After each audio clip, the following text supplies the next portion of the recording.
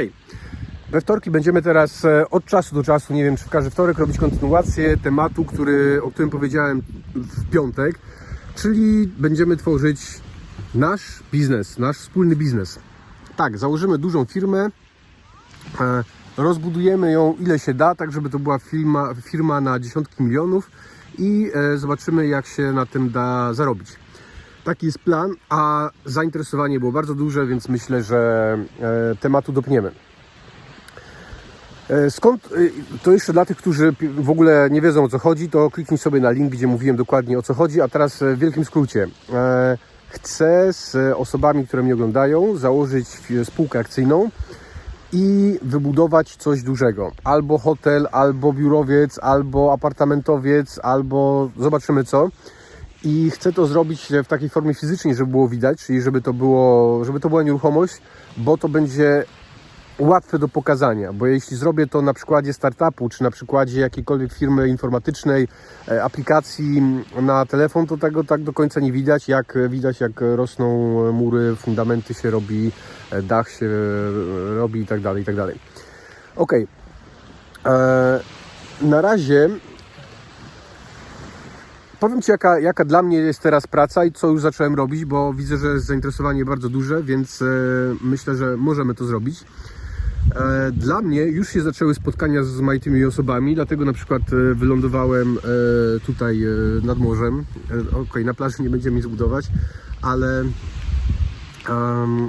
możliwości pod kątem inwestycyjnym w nieruchomości są przeogromne i to też tak myślę niekoniecznie znaczy, że zainwestuje się w jedną nieruchomość, bo można zainwestować w kilka projektów, żeby zrobić takie zróżnicowanie, dywersyfikację, jak to się ładnie mówi fachowo.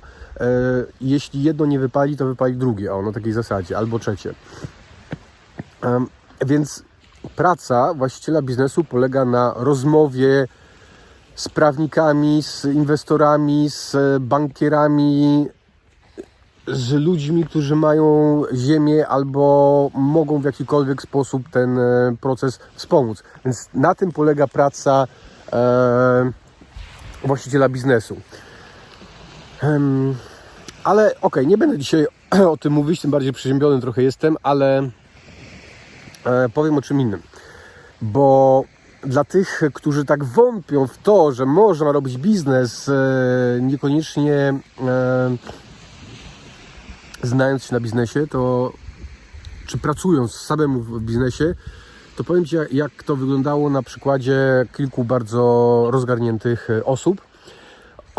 To jest tak, jak biznes zakładasz, dobrze jest mieć pojęcie o tym, co się chce robić, a jak nie, to trzeba mieć pieniądze albo pieniądze na to, żeby zatrudnić takich, którzy mają pojęcie i Ci podpowiedzą, jak to robić, albo mieć taką siłę wpływu na inne osoby, czyli to jest kwestia sposobów komunikacji, żeby ktoś niekoniecznie płacąc Ci za to powiedział, jak to zrobić, albo jak to zrobić lepiej. I widzisz, ja w piątek daję informacje na temat tego, że chciałbym zrobić taki crowdfunding finansowy na dużą inwestycję i od piątku do dzisiaj już mam kilkadziesiąt propozycji współpracy. I teraz dla mnie jest tylko kwestia taka, żeby to wszystko przejrzeć, porozmawiać z tymi osobami i zobaczyć, co się stanie. Dobrze, przykłady. Może najpierw z polskiego rynku. Najbogatszy Polak na dzień dzisiejszy, Michał Sołowow. Nie wiem, czy wiesz, że jego pierwsze grube inwestycje, pierwsze grube pieniądze zarobił właśnie na nieruchomościach, bo dostał zlecenie na to, żeby wybudować gdzieś tam jakieś osiedle domków, mimo że on się na tym w ogóle nie znał, ale zatrudnił do tego kolegów ze swojej szkoły, zatrudnił innych ludzi i po prostu wybudował pierwsze osiedle domków mieszkaniowych i z tych pieniędzy były pieniądze na kolejne inwestycje. Tylko była kwestia taka, że jak się pieniądze zarobiło, to nie chodziło o to, żeby je wydać, tylko żeby je pomnażać i reinwestować. Także masz przykład z naszego rynku. Mamy, jest pan Miłek, który, dobrze, on od tego zaczynał, bo sam to robił, czyli sprzedawał gdzieś tam na rynku najpierw jakieś skarpetki, biustonosze, majtki, potem odkrył, że lepsze pieniądze są na butach i ze sprzedaży butów założył, widzisz, firmę CCC, która sprawia, że w tym momencie, nie wiem, chyba jest czwartym najbogatszym Polakiem. I to nie jest tak, że pan Miłek stoi za ladą w sklepie i sprzedaje te buty. Tak samo nie jest tak, że Michał Sołowow siedzi w biurze i przychodzą, albo nawet nie inaczej. To nie jest tak, że Michał Sołowow z kielnią muruje domy albo robi te płytki czy te elementy wyposażenia, które to jego firmy produkują. On jest właścicielem firm, ma tam menadżerów, ma tam ludzi, którzy robią wszystko za niego. To nie jest tak, że on to robi.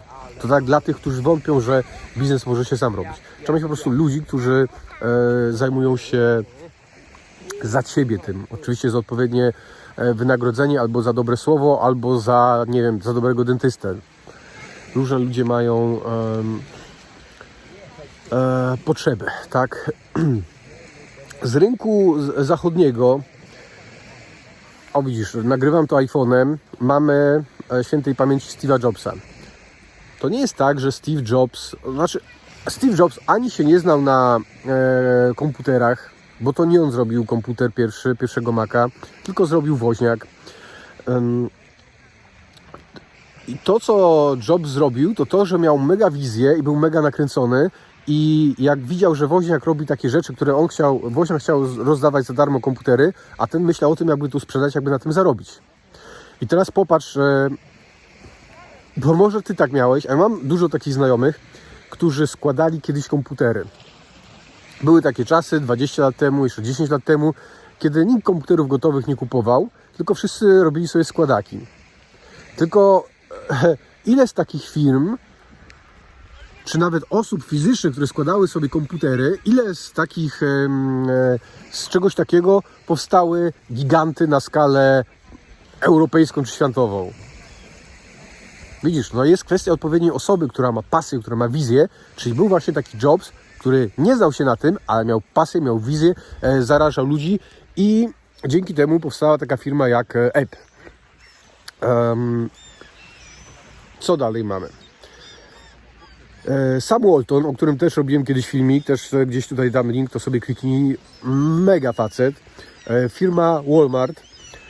Do tej pory jego dzieci są w czołówce najbogatszych ludzi na świecie po tym, co on zostawił. A on zostawił i zrobił to, co wydaje mi się, że kopiuje pan, który jest właścicielem sieci Dino w Polsce. Czyli sam Walton zaczynał, jak miał mniej więcej 42-43 lata. Otworzył za pożyczone pieniądze od teścia sklep spożywczy. I ten sklep spożywczy otworzył w małej miejscowości. I nie było jego celem to, żeby po prostu przeżyć, żeby mieć sklep spożywczy w tej miejscowości i po prostu sprzedawać. Jego celem było to, żeby to robić gdzie się da. I żeby jego produkty docierały do, znaczy nie były jego produkty, ale żeby jego sklepy były w każdej małej miejscowości w Stanach. I było potem wielkie zaskoczenie analityków rozmaitych finansowych, kiedy okazało się, że jest jakiś Sam Walton, którego nikt nie zna z jakiejś wiochy zabitej dechami i okazuje się, że jest najbogatszym Amerykaninem. Przyjeżdżają do niego, patrzą na chałupę, a to znaczy myśleli, że to jakiś pałac, nie wiadomo co, bo to najbogatszy Amerykanin, a tam zwykła chałupa. I widzisz, z jego pasji, z jego myślenia powstało imperium. I teraz też możesz popatrzeć na siebie, może na kogoś ze swoich znajomych, który otworzył sobie sklep spożywczy i po prostu w tym sklepie spożywczym przeżył ileś tam lat, dopóki się po sąsiedzku nie otworzyła jakaś sieć i mu nie zamknęła biznesu, bo się nie opłacało. A widzisz, tutaj facet miał wizję, miał marzenie, miał pasję do tego i zbudował imperium. Także budowanie wielkich biznesów, budowanie wielkich firm to nie jest kwestia jakichś tam mega nadzwyczajnych umiejętności, ukończonych uniwersytetów, doktoratu, profesury itd. To powtarzam, z tego co mówiłem z filmu z piątek, to są umiejętności komunikacji międzyludzkiej, to są umiejętności właśnie zarażania ludzi swoim pomysłem, żeby poszli za tobą, że to co ty robisz, twoja wizja na tyle ludzi pociąga właśnie, że zrobią to, co ty chcesz. Co ty chcesz. Popatrz na takiego Napoleona. koleś sobie wymyślił po prostu, że będzie cesarzem, że cała Europa będzie jego. I będąc zwykłym żołnierzem, doprowadził do tego, że został władcą połowy Europy wtedy. Dopiero uległ Rosjanom. Ale okej. Co tam jeszcze mamy? Wiesz co, tak naprawdę każdy duży biznes, jaki weźmiesz, za którym stoi jakaś osoba, to właśnie tak to wyglądało. Była kwestia osoby, która miała pasję, która miała wizję, niekoniecznie musiała umieć zrobić coś, co, nie wiem, przykręcać śrubkę, programować.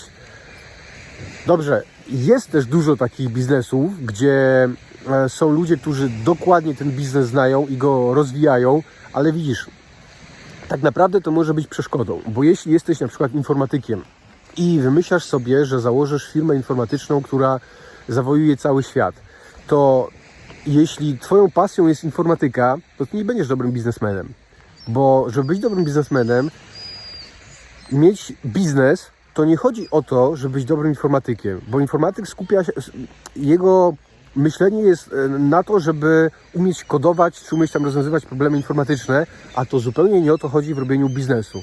W robieniu biznesu chodzi o komunikację, chodzi o zarażanie ludzi myśleniem, pomysłami, swoją energią, swoją pasją. To są umiejętności pozyskiwania środków od inwestorów, bo duże biznesy praktycznie mało kto, nie mówię, że wszystkie się budują za pożyczane pieniądze, czy za pieniądze innych, ale większość dużych biznesów powstaje z pieniędzy innych ludzi. Jeśli Ci się wydaje, że na Twój biznes, który Ci chodzi po głowie, nie ma opcji, żeby się znalazły pieniądze, no bo kto Ci da, to wiedz o tym, że jest mnóstwo ludzi, jest mnóstwo instytucji, które mają setki milionów euro, nawet miliardów euro i nie wiedzą, w co te pieniądze zainwestować. Taka jest szara rzeczywistość, bo większość ludzi myśli tylko o tym, żeby dobrze zjeść, obejrzeć sobie telewizor i przeżyć do następnego miesiąca. Taka jest szara rzeczywistość.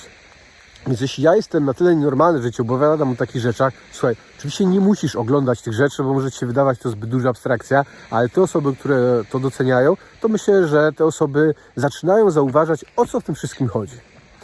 I to nie jest też tak, że to, co ja Ci mówię, to są jakieś tam wymysły, a to bzdury pewnie opowiadam, bo to pewnie tak naprawdę nie jest. Słuchaj, weź sobie dowolną książkę biznesową, czy to z ekonomii, z zarządzania przedsiębiorstwem, z planowania strategicznego. To nie jest coś, co odkryłem śpiąc. To jest wszystko dostępne. Idziesz do pierwszej, lepszej biblioteki, pożyczasz książkę z tematu zarządzania firmą, na temat komunikacji międzyludzkiej, na temat pozyskiwania inwestorów. Te książki są na ten temat. To nie jest jakieś nie wiadomo jakie odkrycie. Więc jeśli ktoś nadal będzie twierdził, że się nie da robić dużego biznesu, no bo się nie da. Szkoda słów.